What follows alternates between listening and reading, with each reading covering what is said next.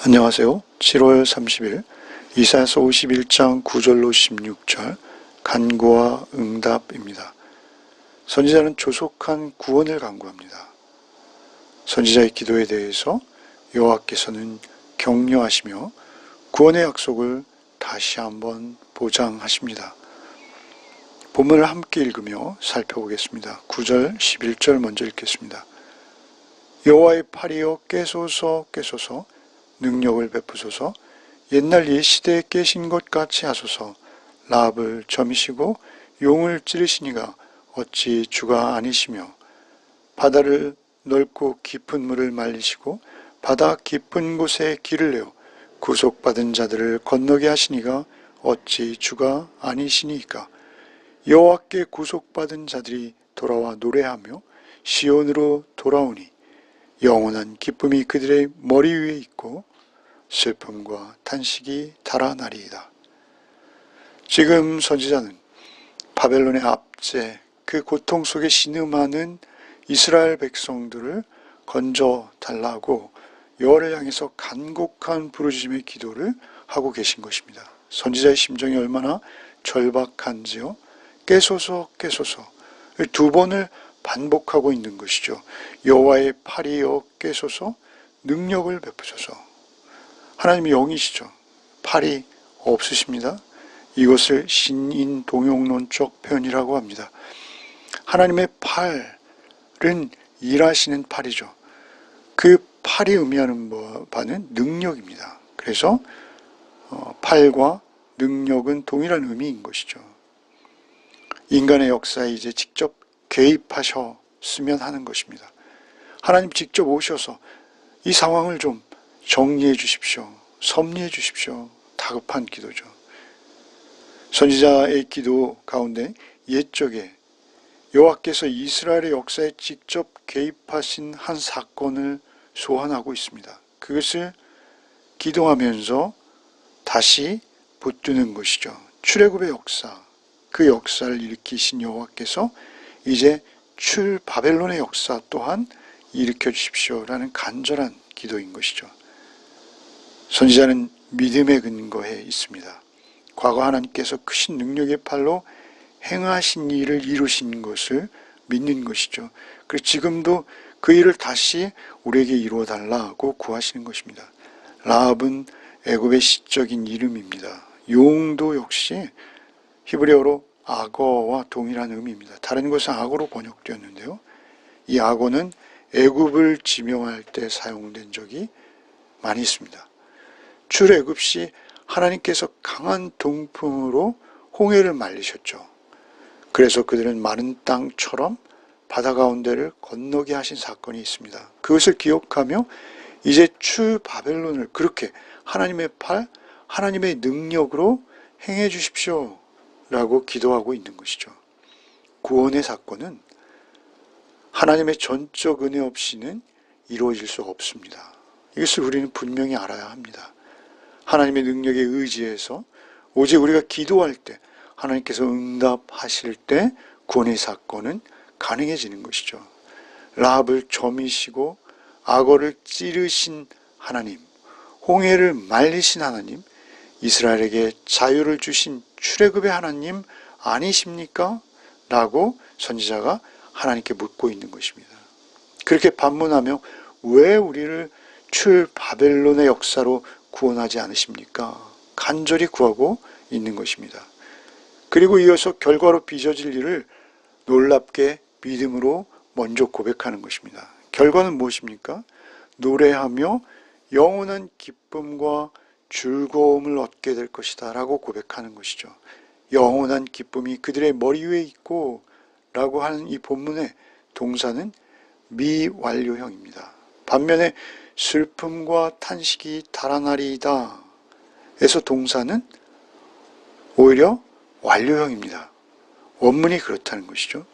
하나님께서 개입하심으로 슬픔과 탄식은 완전히 자취를 감추었다 라는 의미로 시제를 이렇게 완료형으로 한 것이죠. 반면에 영원한 기쁨은 지속적으로 미완료형으로 한 것은 그들의 머리 위에 있게 될 것이라는 의미가 있는 것이죠. 영원한 기쁨이 그들의 머리 위에 있고 영원히 그들의 머리 위에 영원한 기쁨이 있고 슬픔과 탄식은 자취도 없이 흔적도 없이 달아나 버릴 것이다 라는 것이죠. 선지자는 하나님의 백성들이 이 어두움과 슬픔, 탄식의 자리에서 헤어나와서 영원한 기쁨, 완전한 기쁨, 그 자리로 나갈 것을 확신하고 있는 것입니다. 이런 선지자의 믿음의 간구에 하나님께서는 즉각 응답하십니다. 그 응답하시는 내용이 12절로 16절입니다. 12절로 16절을 먼저 읽겠습니다. 이르시되 너희를 위로하는 자는 나 곧 나이니라. 너는 어떠한 자에게 죽을 사람을 두려워하며 풀같이 될 사람의 아들을 두려워하느냐. 하늘을 펴고 땅의 기초를 정하고 너를 지은 자 여호와를 어찌하여 잊어버렸느냐. 너를 멸하려고 준비하는 저 학대자의 분노를 어찌하여 항상 종일 두려워하느냐. 학대자의 분노가 어디 있느냐. 결박된 포로가 속히 놓일 것이니 죽지도 아니할 것이요 구덩이로 내려가지도 아니할 것이며 그의 양식이 부족하지도 아니하리라. 나는 내 하나님 여호와라. 바다를 휘저어서 그 물결을 뒤흔들게 하시는 자이니 그의 이름은 만군의 여호와니라. 내가 내 말을 내 입에 두고 내 손 그늘로 너를 덮었나니 이는 내가 하늘을 펴며 땅의 기초를 정하며 시온에게 이르기를 너는 내 백성이라 말하기 위함이니라. 선지자의 기도에 하나님께서는 구원은 확실한 것이다 라고 먼저 화답하시는 것이죠. 포로된 상황이 아무리 힘들고 고통스러워도 결코 위축되지 말고 믿음으로 하나님만 바라보라 하고 권유하시는 것입니다. 바벨론, 곧 세상의 교만한 자들, 세상을 장악한 자들, 불의한 자들, 그들의 혹독한 압제로 절망적인 상황이 그들 앞에 있는 것입니다. 그러나 천지를 창조하신 전능하신 하나님, 하나님의 위로를 바라보아야 한다라고 말씀하시는 것이죠. 너희의 위로자는 나 곧 나이니라. 내가 누구인지를 기억하라고 하시는 것입니다. 너희의 위로자는 나 곧 나이니라. 여기서 우리는 두 가지 측면을 다 고려해야 합니다. 현재 이스라엘을 구원해낼 수 있는 능력, 오직 하나님 외에는 없다라는 의미가 나 곧 나이니라 라고 말씀하시는 가운데 있는 것이죠. 또 한 가지는 너희를 지금 위로하고 있는 자가 바로 나 곧 하나님 자신이라는 것을 잊지 말 것을 당부하시는 그런 의미도 여기에는 있는 것입니다. 오히려 두려움을 떨치지 못하는 이유는 무엇입니까? 그 두려움을 떨치지 못하는 이유는 하나님을 보지 않기 때문입니다. 하나님이 누구이신지를 그들이 잊었기 때문입니다. 하나님께서는 약간은 답답해 하시는 심정이 이 문장 가운데 묻어 있는 것입니다. 너는 도대체 죽을 사람, 곧 풀과 같이 될 사람의 아들을 두려워하고 있느냐? 라고 반문하시는 것이죠. 여기 사람에 해당하는 단어는 에노시라는 단어입니다. 사람을 나타내는 여러 단어 가운데 특별히 허약하고 병에 쉽게 걸리며 스스로의 탐욕으로 쉽게 무너지는 존재로 죽을 수밖에 없는 연약함을 짊어진 인간의 특성을 강조할 때 특히 이 단어를 쓰고 있는 것이죠. 이미 40장 7절에 바벨론에 대해서 예언하셨습니다. 40장 6절 7절을 8절이죠. 말하는 자의 소리여 이르되 외치라. 대답하되 내가 무엇이라 외치리까 하니 이르되 모든 육체는 풀이요 그의 모든 아름다움은 들의 꽃과 같으니 풀은 마르고 꽃이 시듬은 여호와의 기운이 그 위에 불미라. 이 백성은 실로 풀이로다. 풀은 마르고 꽃은 시드나 우리 하나님의 말씀은 영원히 서리라 하라. 바벨론의 영화가 아무리 화려하고 무성해 보여도 여호와의 기운이 그 위에 불어오면 언제 그 자리에 있었는지 모르게 순식간에 말라버릴 것이라는 말씀을 이미 하셨습니다. 바벨론은 풀 그리고 꽃과 같은데 여호와께서 그 위로 바람을 불게 하시겠다라고 하셨거든요. 그런 바벨론의 운명을 이미 말씀하셨기에 그 바벨론의 위세에 전혀 두려움을 가지지 말라라고 하시는 것입니다. 그들은 애굽을 벌하시고 홍해를 말리셨으며 처음부터 그 모든 것이 없는 데서 있게 하신 창조주 하나님을 잊은 것이 맞다는 것입니다. 너희는 나를 잊어버렸다라는 것이죠. 나 곧 나이니라 라고 강조하시는 것입니다. 그들이 두려워하는 것은 창조주 하나님을 잊어버렸기 때문입니다. 오히려 학대자의 분노에 한순간도 자유하지 못하며 거기에 그들의 생각과 마음이 다 잡혀버린 것이죠. 하나님께서 학대자의 분노가 어디 있느냐? 라고 반문하십니다. 이렇게 질문하시는 것은 그들의 분노를 모르셔서 묻고 계신 것이 아닙니다. 분노가 지금 사라지고 없다라는 말씀도 아니십니다. 분노는 계속되고 있습니다. 그들의 분노로 이스라엘은 고난으로 몰려가고 있는 중입니다. 그럼에도 불구하고 그러나 하나님께서는 그 분노자들 위해 바람을 불게 하셔서 그들은 마른 풀과 같이 곧 되게 하실 것을 믿으라 하십니다. 그들의 위세가 아무리 등등해도 곧 마른 풀의 처지다 라고 기억나게 하시는 것이죠. 그들의 분노, 그들에게 향한 하나님의 분노는 곧 시행될 것이다 라는 것입니다. 그러나 그 분노는 이스라엘에게는, 너희에게는 미치지 못할 것이라고 단언하십니다. 그들을 의식하지 말고 하나님을 바라보라 하고 이끄시는 것입니다. 이어서 결박된 포로가 곧 놓일 것이라고도 하십니다. 하나님께서 풀어서 자유하게 하시겠다라고 약속하시는 것입니다. 이미 고레스를 통해서 이루실 일들을 계속 말씀해 오셨습니다. 그렇게 절대 죽지 않을 것이다. 세 가지를 말씀하시죠. 구덩이에 빠지지도 않을 것이다. 양식이 부족해질 일도 없을 것이다. 하나님께서 절대 안전으로 직접 식량도 챙기시고 구덩이에 빠지지 않도록 그 걸음도 안전하게 지켜주셔서 결코 죽음에 이르지 않게 하시겠다라고 언약하시는 것입니다. 15절에 계속해 오던 말씀을 반복하십니다. 나는 내 하나님 여호와라. 이 약속을 하는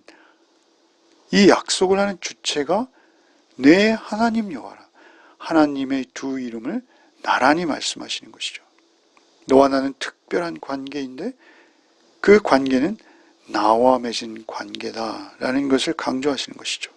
그렇게 관계를 맺으신 분은 하나님 여호와이십니다. 하나님이라는 이름은 천지를 창조하신 능력자라는 의미가 있고요. 여호와는 그 약속을 일방적으로 세우시고 그 언약을 반드시 지키시는, 실행하시는 분이라는 그러한 하나님의 일을 강조하는, 하나님의 면모를 강조하는 이름이죠. 나는 내 하나님 여호와라. 이어서 물결을 뒤흔든 자라고도 언급하십니다. 왜 이렇게 언급하십니까? 바다 그 홍해의 넓고 깊은 물을 말리시고 그곳에 길을 내셨던 분이라는 것을 선지자의 기도에 대한 응답으로 다시 확인하시는 것입니다. 앞에 10절에서 선지자가 그 사건을 소환하지 않았습니까? 왜 하나님 출애굽의 하나님 출바벨론을 베푸시지 않습니까? 라는 그 기도에 대해서 그 말씀을 다시 인용하셔서 이렇게 말씀하시는 것입니다. 홍해의 사건을 하나님께 직접 그 응답으로 다시 언급하십니다. 또한 만군의 여호와라고 스스로를 부르시며 소개하십니다. 만군의 여호와. 무수한 천군과 천사를 거느리고 계셔서 원하는 것은 무엇이든지 다 할 수 있는 절대 권능자라는 것을 강조하시는 것이죠. 군대로도 하나님을 당할 수는 없습니다. 그 군대의 주인도 하나님이시기에 그렇습니다. 하나님께서 원하시는 대로 그 군대들을 부리십니다. 그들의 구원은 바로 하나님께서 보장하신다라고 계속 반복해 말씀하십니다. 마지막 16절에 하나님의 말씀을 종의 입으로 선포하게 하시며 하나님께서 직접 저들을 보호하시며 결국 지금 포로되었지만 곧 귀환하게 될 그들을 내 백성이라고 말씀하시기 위해서 이 모든 일을 이루어 가실 것을 선포하십니다. 하나님의 목적을 다시 말씀하시는 것이죠. 여러분, 오늘도 우리는 세상 속에서 또 하루를 삽니다.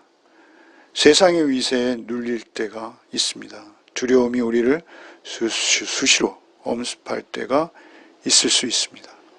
그러나 우리는 그때마다 눌리는 자가 아니라 말씀을 기억하는 자들입니다. 말씀을 붙드는 자들입니다. 하나님께서 우리에게 물으십니다.